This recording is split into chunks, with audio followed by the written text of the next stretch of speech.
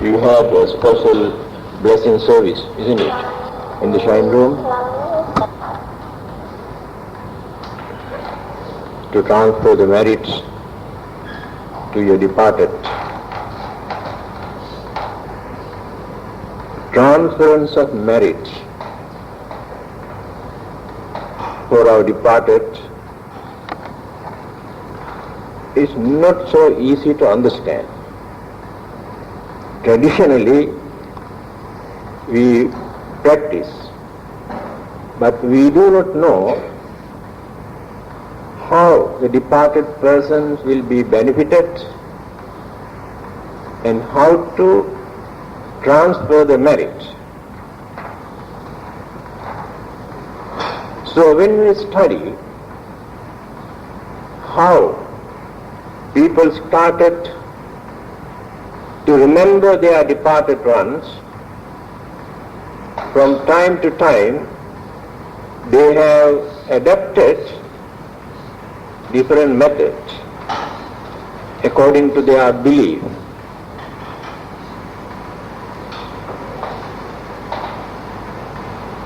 Few thousand years ago, many people were ignorant about life and death and what will happen to after their death. They had their own imaginations. Somehow or the other, there were some indications for them to suspect that departed persons can influence their living relatives according to their own experience.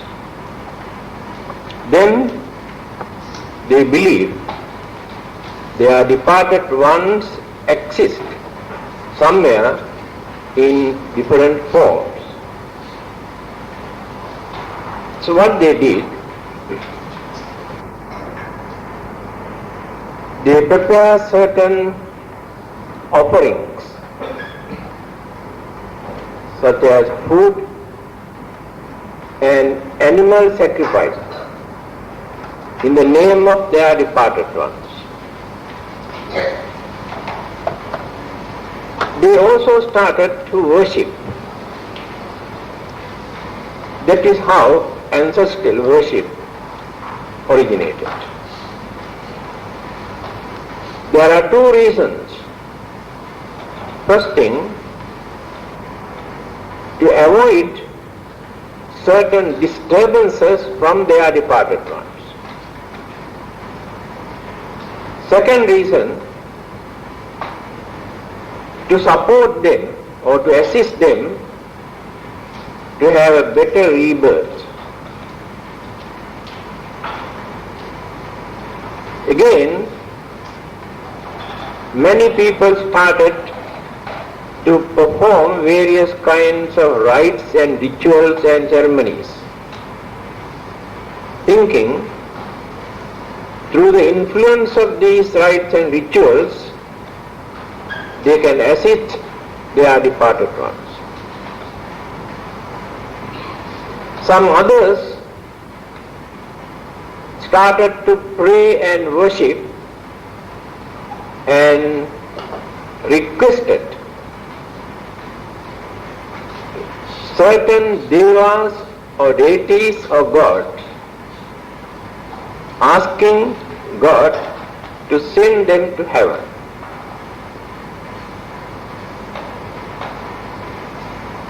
And there were some others who worshipped the king of the hell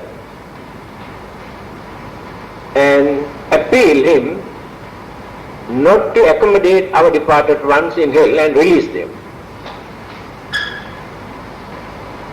Animal sacrifice was very common in those days, even today also. Although we are educated and civilized, but still there are some people who want to slaughter living beings in the name of their departed. The Buddha did not accept any of those practices. So according to the Buddha, by praying and worshipping to a God, we won't be able to assist our departed one. By performing rites and rituals and ceremonies, we cannot support our departed ones. By sacrificing poor animals and slaughtering them, also cannot assist our departed ones. And worshipping and praying to our departed ones also, the Buddha did not encourage. You can respect your departed ones. So then what is the Buddhist attitude?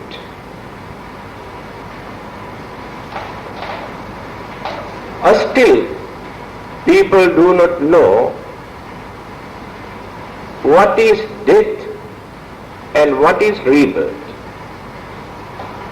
Not knowing these two things, they cannot understand actually what happened to those departed persons.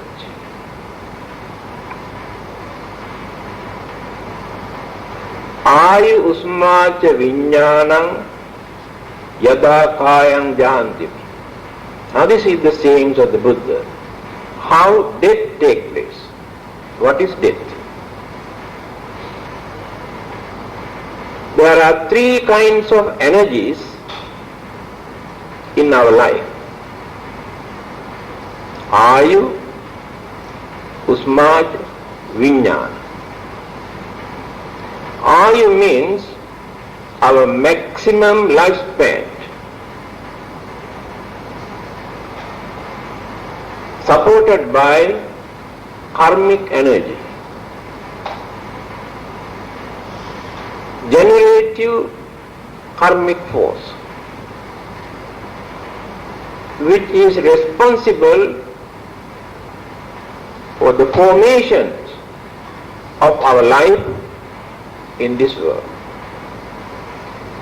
So as long as that karmic energy remains, it is very difficult for a person to die. The karmic energy always supports. The second one is, amongst those four elements, heat element is the most important element for our survival. If heat energy is there, death cannot take place. Third one is viññāna. This is a very interesting word. When we analyze the nature of our mind, we can understand there are four kinds of mental faculties. Our feeling, our perception or recognition, our mental tendencies, that means our habits, our nature, our characteristics, how we used our mind during our previous birth, what we have learned, how we have cultivated, how we have abused our human intelligence. All these things are known as mental tendencies. They are very active in our subconscious mind.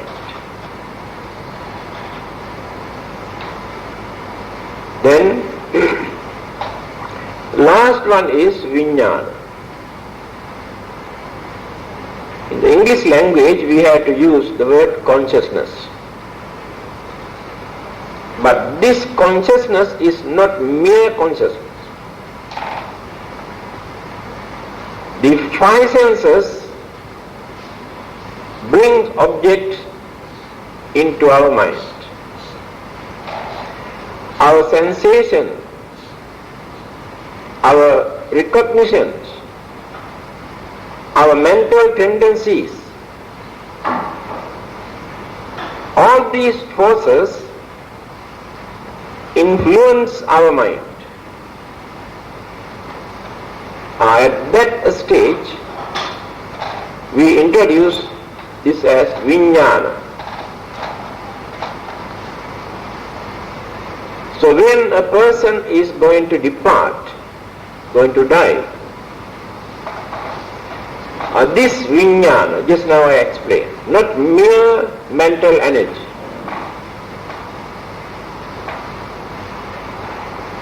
Now it is very heavy.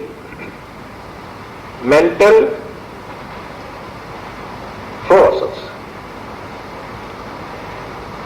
combinations of so many factors and energies.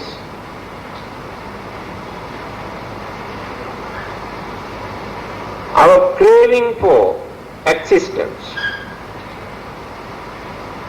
our attachment or love, our ignorance, another mental faculty in our mind. It is not faculty but mental energy. Our karmic energy, what we have accumulated during our lifetime, good and bad karmic energies.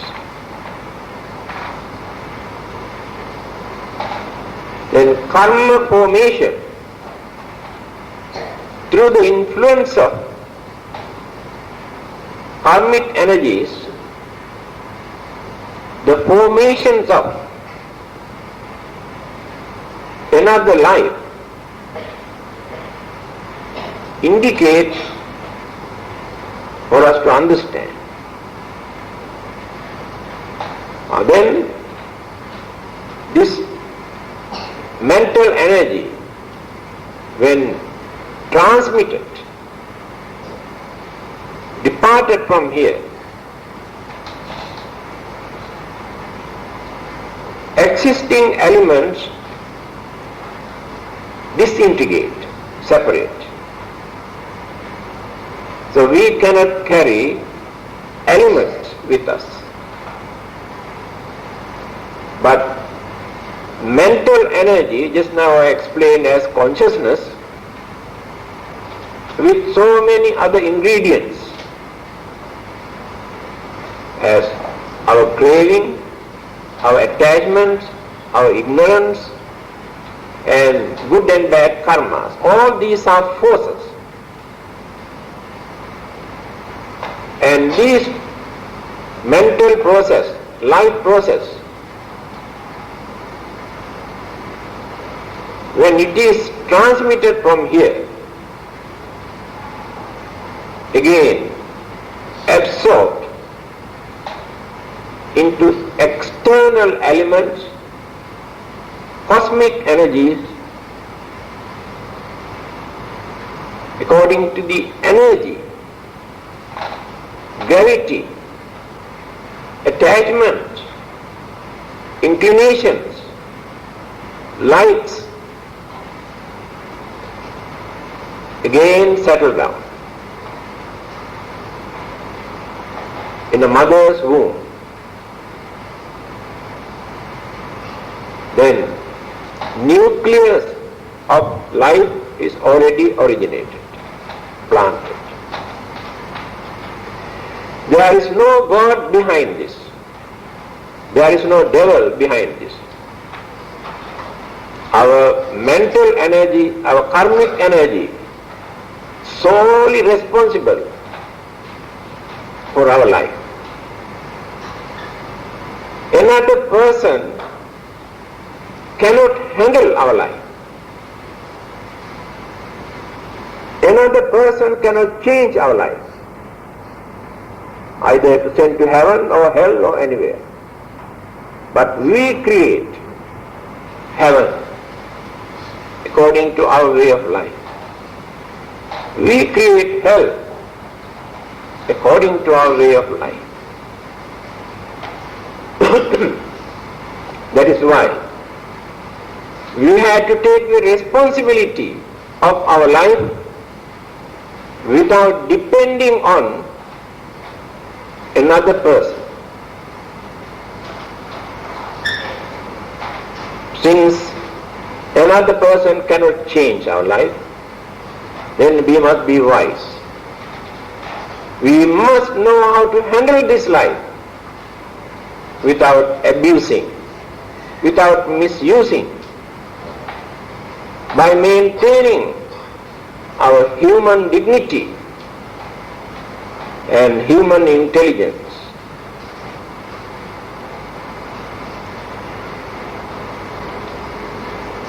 Now what are we going to do when a person is departed from our family? Usually, before the death takes place, we perform some sort of religious service as last rite. That is very important.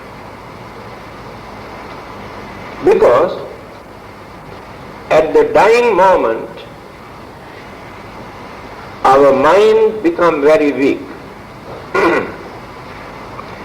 And we experience the difficulties of recalling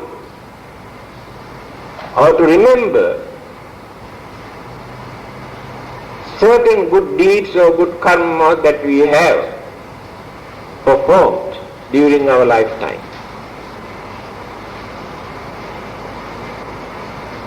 Always confusion, fear, suspicion, disappointment, these forces interrupt or disturb the mind.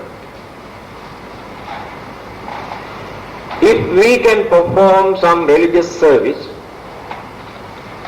when that person is conscious,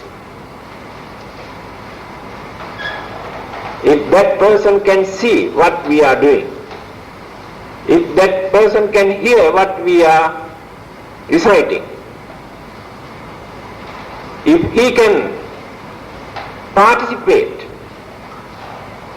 doing some offerings,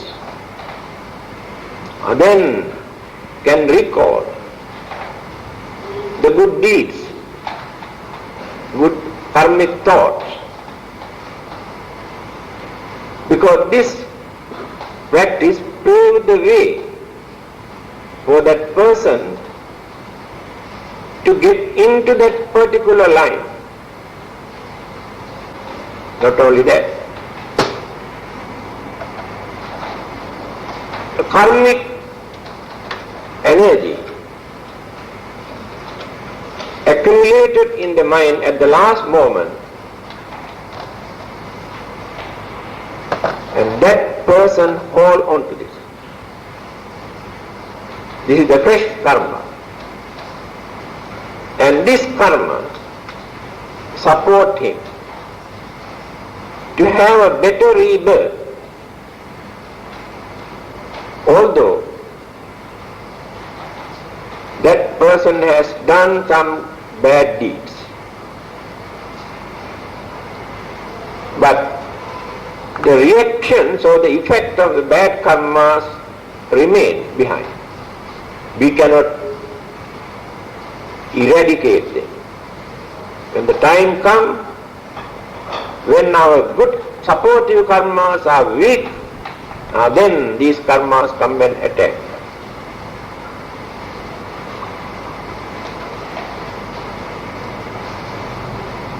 Our mind is very uncertain. And and we are not sure or we are not aware actually what will happen to us after our death. Death is not miserable. Death is not painful. But the fear we have developed in our mind,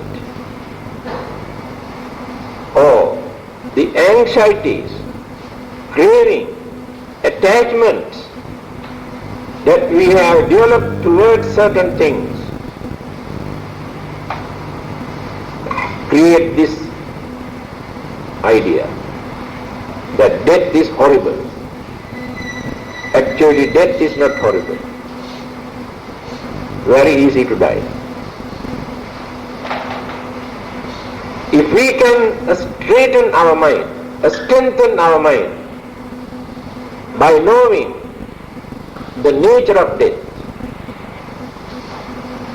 when the time comes, we can die with smiling face. Because there is no fear, there is no suspicion, there is no disappointment, because everything that which exists in any part of the universe is uncertain, changeable, decay, and disintegrate or dissolve. This is the universal phenomenon. No one can change this. No one can overcome this. In that case, since it is natural occurrence,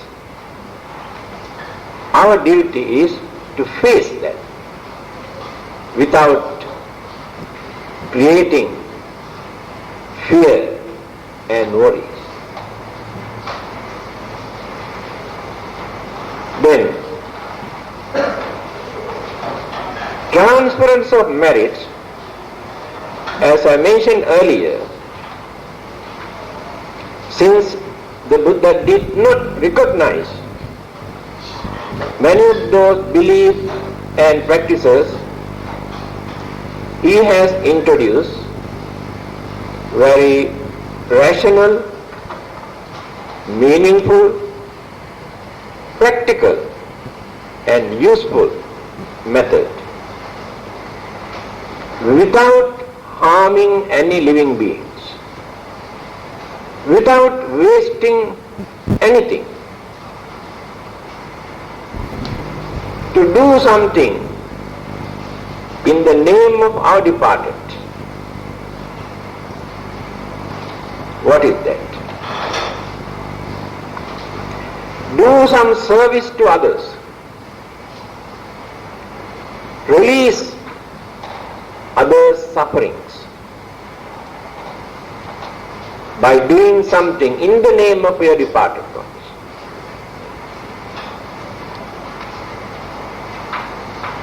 You can provide food those who are hungry or starving without food. You can provide medicines for those who are suffering from various sicknesses. You can provide clothing those who are poor.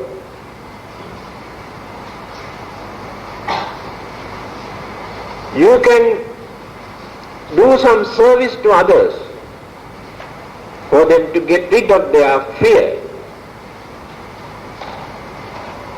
in the name of your departed ones. The merits that you gain by performing these religious services, you can transfer to your departed ones. Now the biggest problem is how to transfer and how to receive. We cannot understand. Traditionally, we practice this. There are 31 planes of existence after our death. Existence again take place in one of those 31 planes.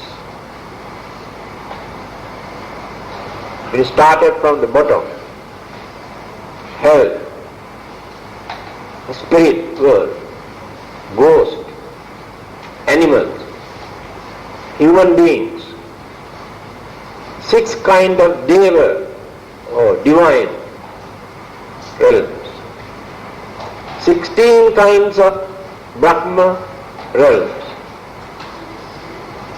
So rebirth can take place in any of those places according to our own karma. What sort of karmas we have accumulated by committing certain practices. If we have committed evil deeds, so we accumulate bad karmic energy. If we have done some good service to others and cultivated our mind and cultivated humane qualities and kindness and compassion and some other good qualities, then higher forms of existence according to the nature of karmic energy. Then all those who have departed from this world cannot receive the merits. Now that is very important. We can transfer, but they cannot receive. That is the nature of their life. Take for instance, those who were born in hell, they are not fortunate enough to receive our merits. Their bad karmic energies influence so much, they cannot receive any merits. Those who are born as animals cannot receive the merits. No receptive power in their mental knowledge.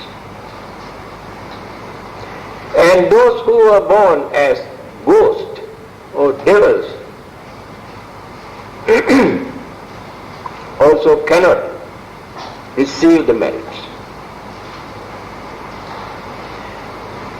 Those who are born as human beings,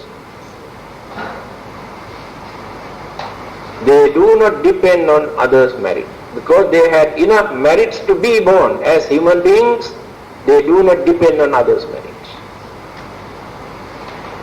Those devas and brahmas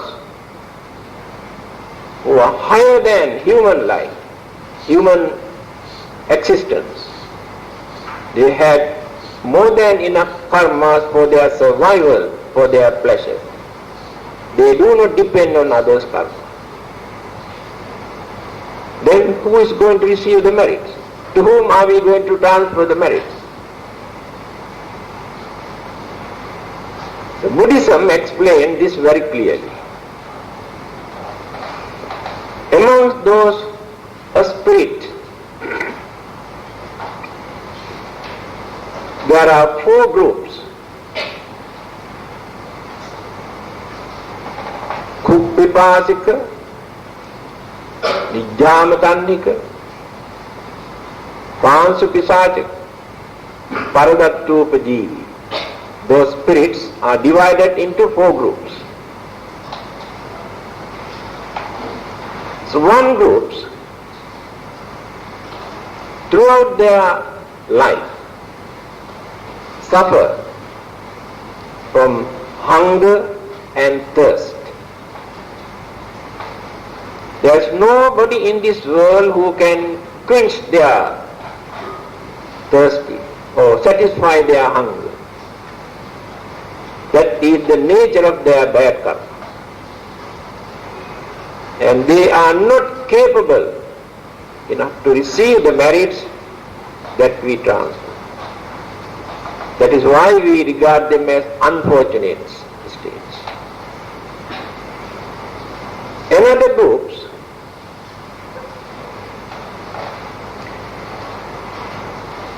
exist in dirty places, very filthy and smelly and dirty places,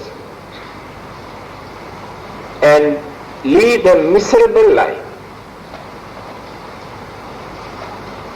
We cannot release them by transferring merits because they cannot receive.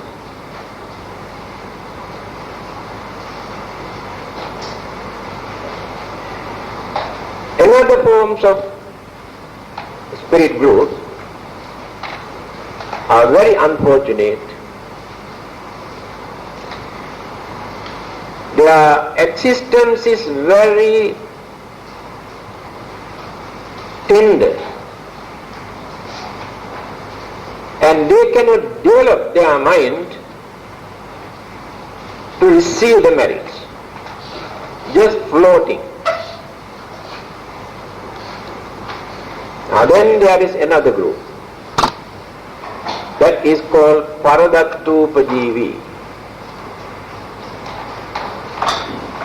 who depend on others. Now they are the only ones who can receive the merits. Then who are these people?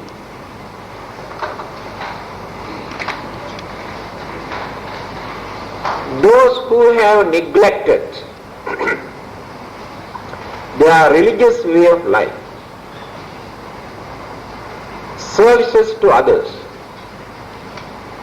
they spend their life by enjoying, and they never contributed anything for the benefit of others. They are so selfish. They work hard, earn, enjoy. They have never done any religious services. At the same time, they also have not committed very bad karmas. That means they haven't got enough good karma or bad karma to maintain their life. There are many, I think majority in this world belong to this group.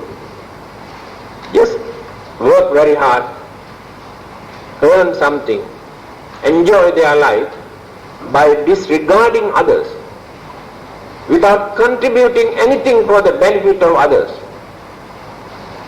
At the same time, they also do not harm others, not committed very bad karmas.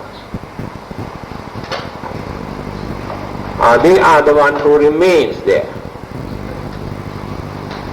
by waiting to receive support from us. If we do not perform our duty towards them, their sufferings, their miseries, so grave, they influence others to suffer. Some of them appear in dreams and convey something. And certain misfortune, disturbances take place in their houses. We cannot deny this. So when we perform some meritorious deeds and transfer the merits, they receive. Then how to transfer? Our mental vibration and sound vibration.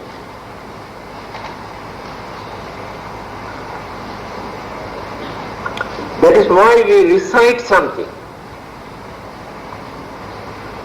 Through meditation also we can influence. That is only mental vibration. When we recite something, sound vibration also affect. Then they get the chance, through the influence of the merit that we transmitted, they get the chance to get rid of their unfortunate states.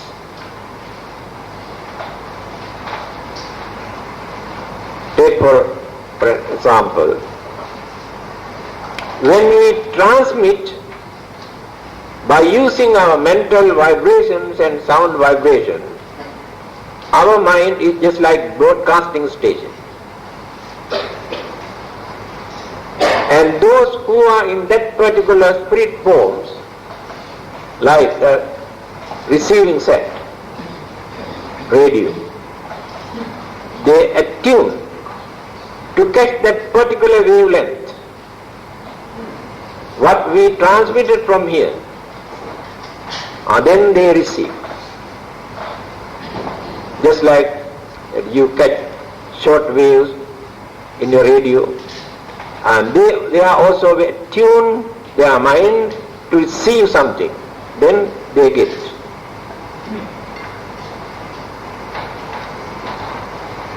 There are many stories, even during the Buddha's time, to tell us how they were benefited after receiving this merit. Since we do not know where they are, we do our duties. If they are not fortunate enough to receive our merits, we will be benefited because we have done some meritorious deeds. We have not wasted anything. Again, it is not so easy to transfer the merits to others if they have no mental relationship. That is why always we transfer the merits to our departed one. Blood relationship, mental relationship. There must be some sort of attachment towards each other. That means after our death, although physically we are separated, our mental communication is still working because of the attachments that we have developed. This attachment just like magnetic power. So we can communicate directly because of that inclination, attachment.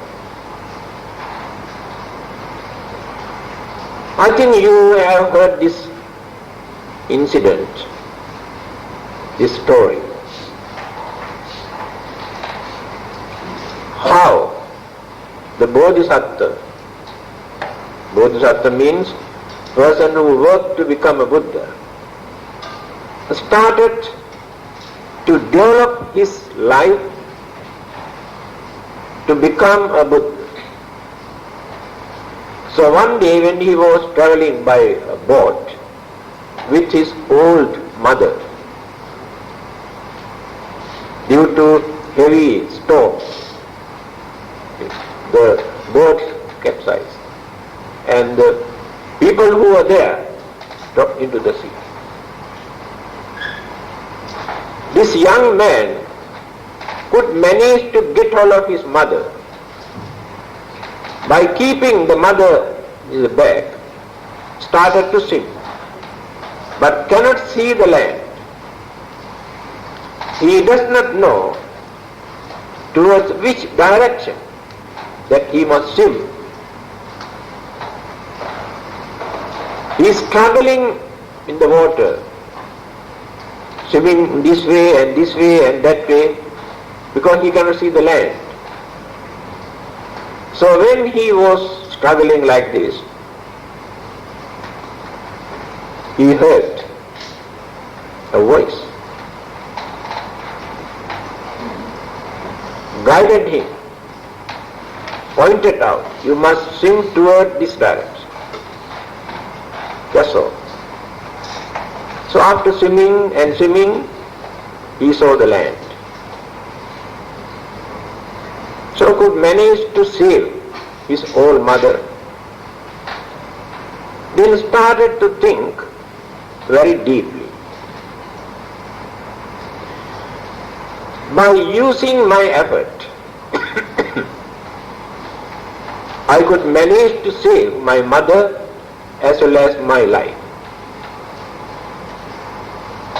Why not I develop this further and further to gain more knowledge, more wisdom, more enlightenment and understanding by developing my mental energy to save others, not only my mother. And that is the first time that he started by implanting this idea in his mind that he wants to become a Buddha to save others, to guide others. From that life onward, he went on developing and developing and developing. Finally he gained his enlightenment. Then how did he get this advice? One of those devas,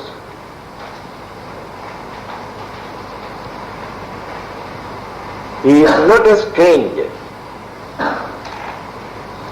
related to him during his previous birth. Because of this mental communication, this deva guided him. And this is another important point. Why do we invite the devas to share the merits that we accrued? Although devas do not depend on us, we invite them to share the happiness of these meritorious deeds.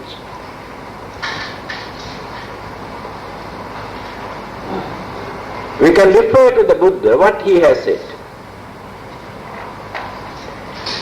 Divacha rattocha haranti ye balin tasmahi ne rakkata appamatta in Ratana Sutta.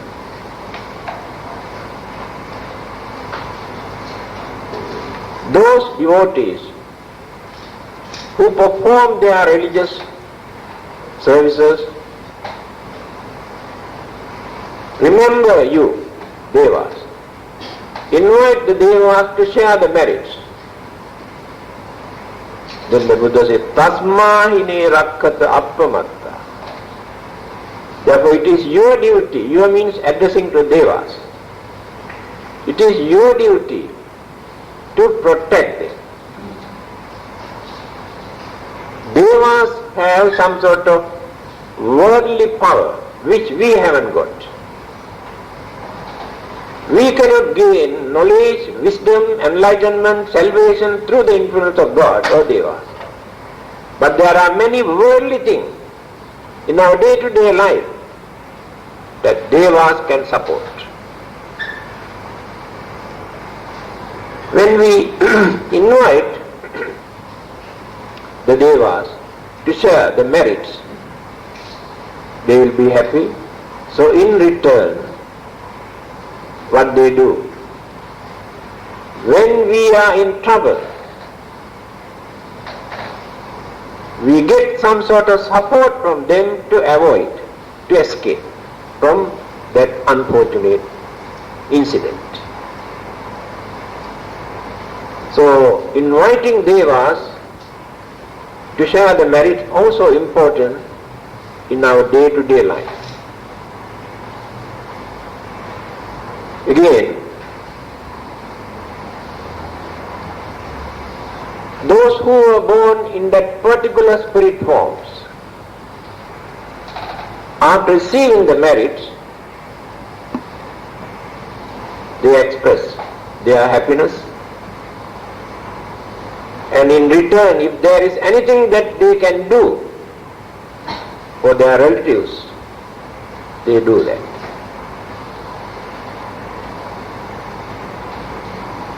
Then continuity of this mental process, karmic energies, life process, by taking different forms amongst those 31 planes of existence.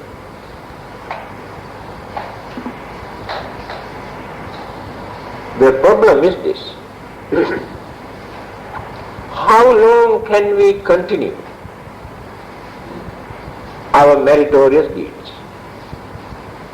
How long can we maintain proper understanding, perfect understanding?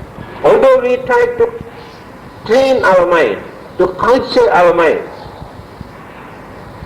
uncertainty in our mind is this: temptation change our mental attitude. We change the mind. Or irritation. When somebody provokes, we lose our patience and tolerance and kindness and understanding, everything we forget. When somebody provokes, we lose our patience and tolerance and kindness and understanding, everything we forget. Then the way how we behave at that time, we can commit any kind of evil deeds. This is the uncertainty of our life. Not only that, now we are spending or enjoying our life by using the merits that we accrued during the previous birth. You know how fortunate you are. You do not know how you got all these facilities, privileges. All your five senses are normal.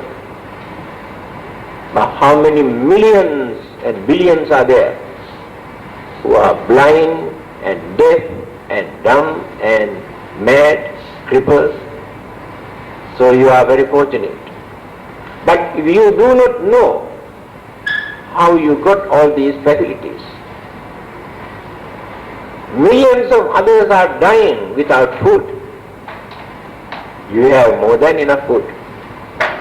Millions of human beings cannot find out a piece of cloth to cover their nakedness. You always throw away your clothing, extra clothing. Millions of human beings spend their generations at the roadside, pavement, under the trees, without any shelters. And all these facilities very easily you got because you have done some meritorious deeds during your previous birth. So you are spending them.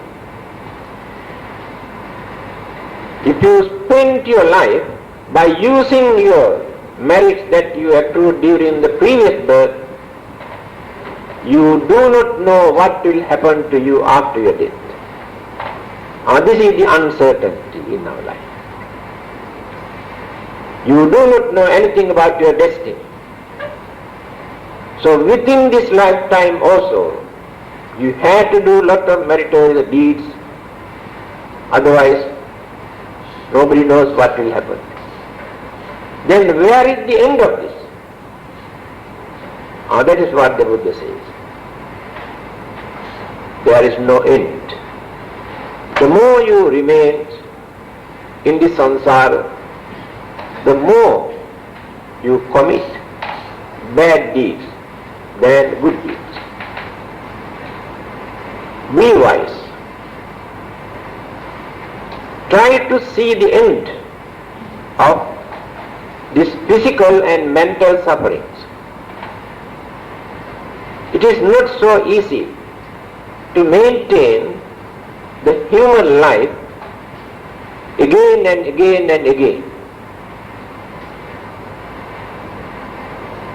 When the merits, good merits are no more in your merits bank,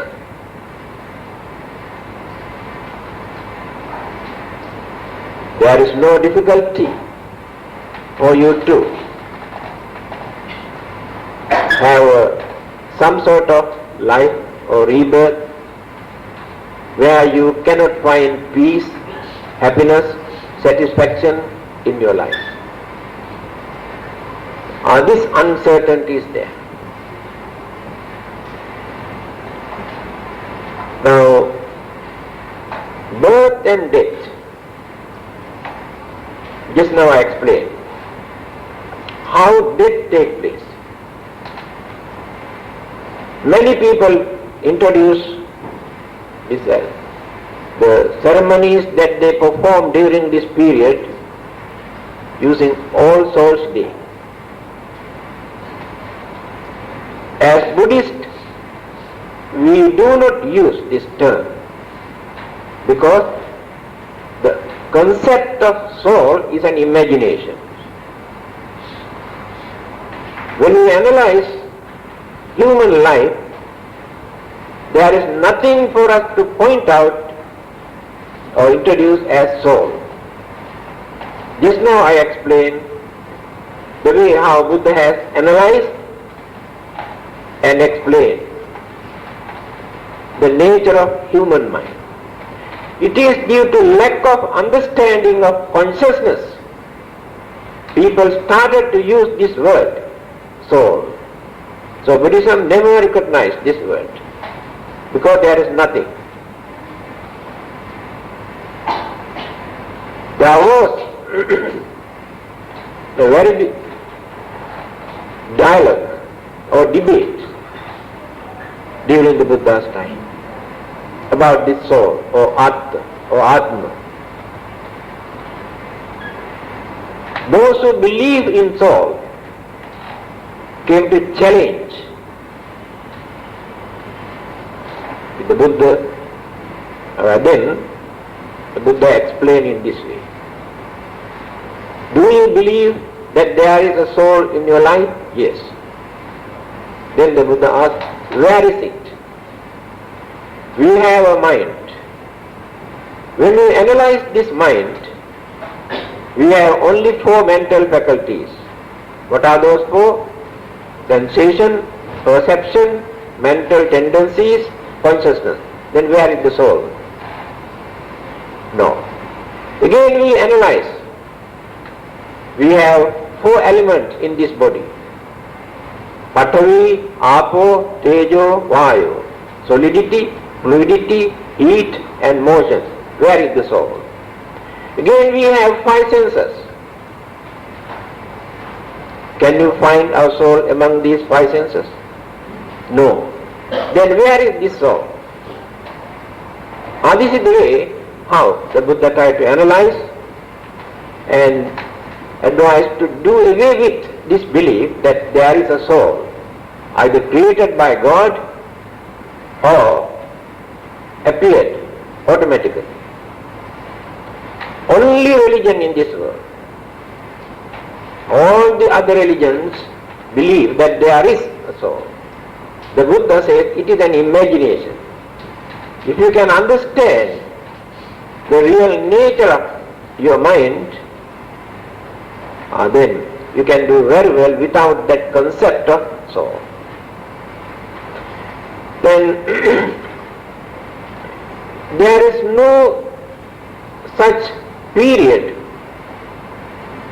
any particular days for us to transfer the marriage. At any time we can transfer the marriage to our departed. Again, another misconception that many people maintain, after our death, the departed person's spirit remain for a certain period in searching to have a better rebirth. This is also another imagination.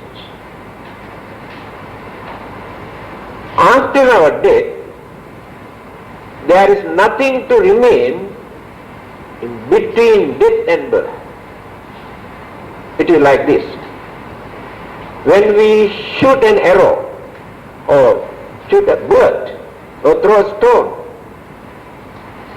that must drop somewhere, cannot remain without dropping somewhere. The bullet or the arrow or the stone must drop. In the same manner, when the consciousness is departed from here, there is nothing to remain without taking rebirth somewhere according to that person's karma. Then why people have created this belief? Because some of those who are born in the spirit form can disturb. Rebirth has taken place already. It is not in between birth and death. Rebirth has taken place. Although invisible, life is there. Then the days, some people believe after 1 week, rebirth takes place. That is why they perform some religious ceremonies on that particular day. Some people believe take 3 months, and they also perform some religious rites and rituals during this period. But Buddhism never supports this idea. Immediately after our death, it is like this. You know that creature in the jungle suck blood, what you call it, leech, isn't it? Leech. Now the departed person, dying person's mental energy is like this, but still holding here.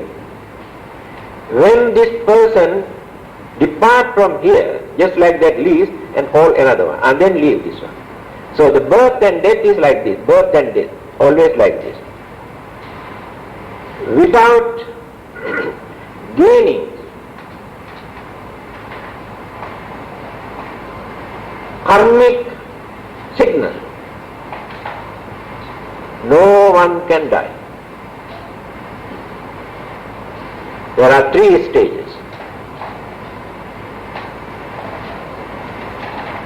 When we are going to die, one of our good karma or bad karma must appear in our mind.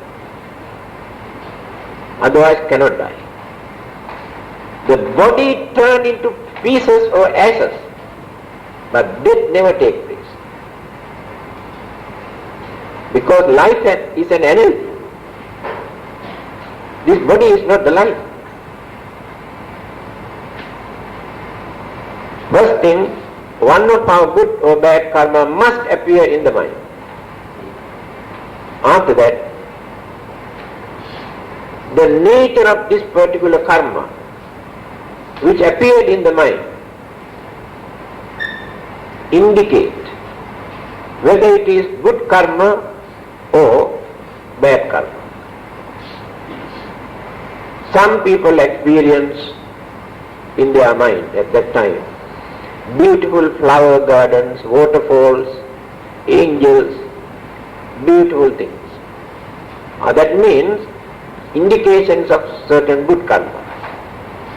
Some people experience darkness, jungle, fierce animals, indications of bad karma that appear in the mind but cannot express. He is unconscious. Unconscious means cannot communicate with others through the senses. The mind is working. Then immediately after, Gati Nimitta, the destiny, where we go, already appear in the mind. It is not that after our death we go in searching a better place to have rebirth. Before our death, we catch that according to our own karma. And then rebirth, next existence take place. Just now I explained what are the ingredients or the nature of consciousness, the nature of mental energy. So this is very deep and very interesting subject for us to study, to understand. Simply by developing our own imaginations or traditional belief, we cannot understand what is death and what is rebirth. Still people cannot understand how rebirth takes place if there is no soul. Just now I explained how these energies, mental process, mental faculties, and later how they join with the existing elements and cosmic energies without depending on eternal soul. So we do not use reincarnations and transmigration, these two words. We use only rebirth. That is also not very accurate. If you say rebirth, existence again with the same character, same nature and same features. So it is wrong. The Buddha used the word punabhava. Natti dani punabhava. Now there is no more becoming. Becoming again. That is the most appropriate word. Punabhava. Becoming again. In any form. Then you say becoming again. Either humans or animals or devas or brahmas or spirit. If we say rebirth, then we maintain that belief again as a human being. But if karma is not strong enough to be born as human, so that belief doesn't work. Kammang satte vibhajati yadidam hina panitata. Karma is responsible for the formations of different life. Karma guide. All the other energies, elements support formations of life. So now the problem is many people have not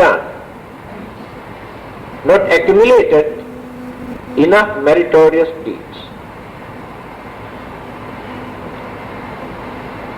Even then, if we can provide support that dying person to gain some sort of confidence and happiness in her mind or in his mind, we support this person to have a better rebirth for the time being. But the bad karmic forces still remain. We cannot wash away. There was a very stingy man, very rich. He had only one son. When son was very sick, he did not give proper medical treatment. Now son is about to die. The Buddha, early morning, when he was surveying the world, to whom that he can assist on that day, he saw this unfortunate dying young boy. He visited his house. Just he was standing in front of this boy. Then he saw such a nice, serene figure.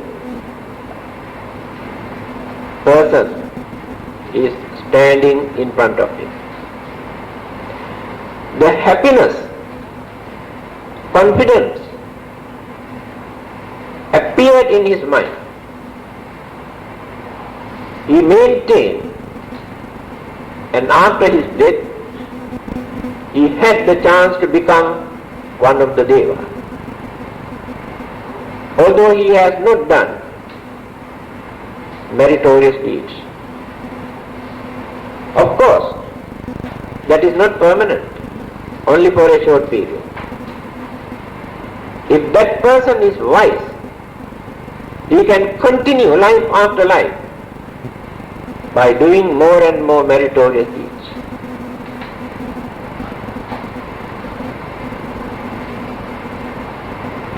Yekeichi buddhang saranang gatate nate gamissanti apaya pahaya manusang dehang devakayang paripurisam. In Mahasamaya Sutra, you can see this saying. Before our death, if we get the chance to take refuge in the Buddha, although we have not done much meritorious deeds, nate gamissanti apaya, rebirth never take place in hell. Because of that, the happiness, devotions, confidence that person gained by taking refuge, buddhang saranang gacchami, taking refuge in the Buddha. Pahaya manusang dehang, after his death, devakayang paripurisanti. He goes and joins with the other devas to have a better life because of that happiness that he gains. This clearly shows the Buddha can pave the way for us to avoid unfortunate state of existence, but it is our duty to cultivate our life. So we can continue this until we attain the final goal or nirvana. So the bad karmas that we have done had no chance to come and affect. Wherever we go, wherever rebirth take place, bad karma also follow us, just like shadow. When good karmas are no more, or they are not strong, then the bad karma gets the chance to affect.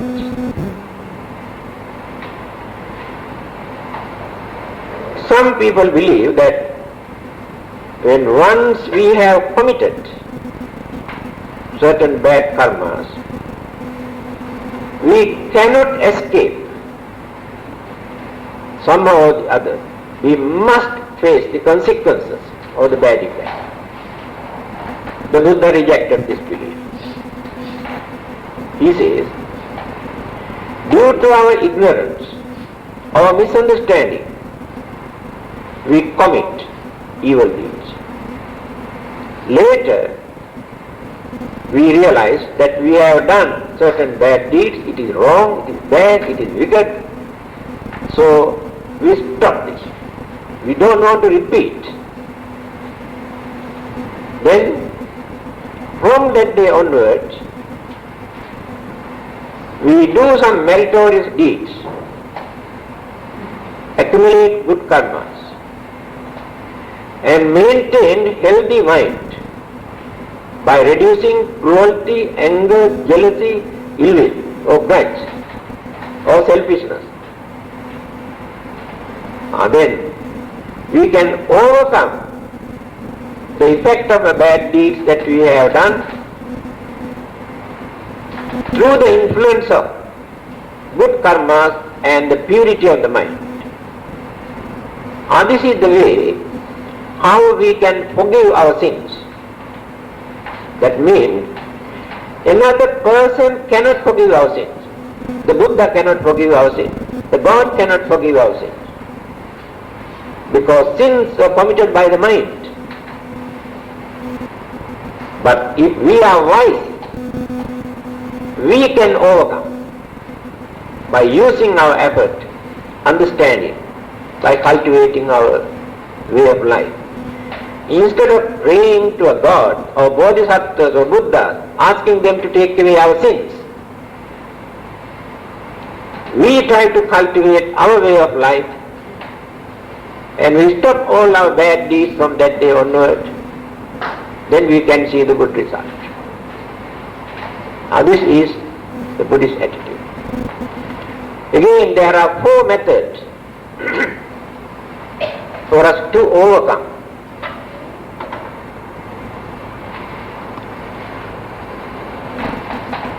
certain bad karmas we have committed. One of them is very practical. By using our efforts and intelligence, we can overcome the bad effect of the karma. Modern scientific discoveries can support for those who were born as unfortunate human beings. But those who believe in karma, they say what to do, that is their own karma. They have to suffer. But scientists have discovered so many things to change their way of life. That is called intelligence. Human intelligence can develop to overcome the bad karmas that we have committed. Therefore, we should not surrender to our own karma, thinking what to do, this is our karma. Those who believe in God also use the same word, what to do, that is will of God, that is up to Him. The Buddha said, no, don't give up hopes. Use your efforts, use your intelligence, you will be able to overcome the bad effect.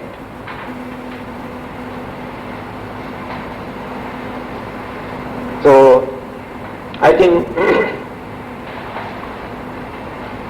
the meaning of transference of merits and how to transfer and what to do to transfer the merit and how do we accumulate karma and how to overcome them, if not how to continue our journey towards our final goal through the influence of our aspiration, our determination, our will, support us.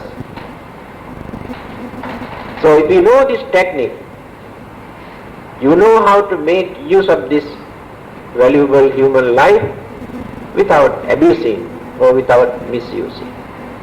Thank you.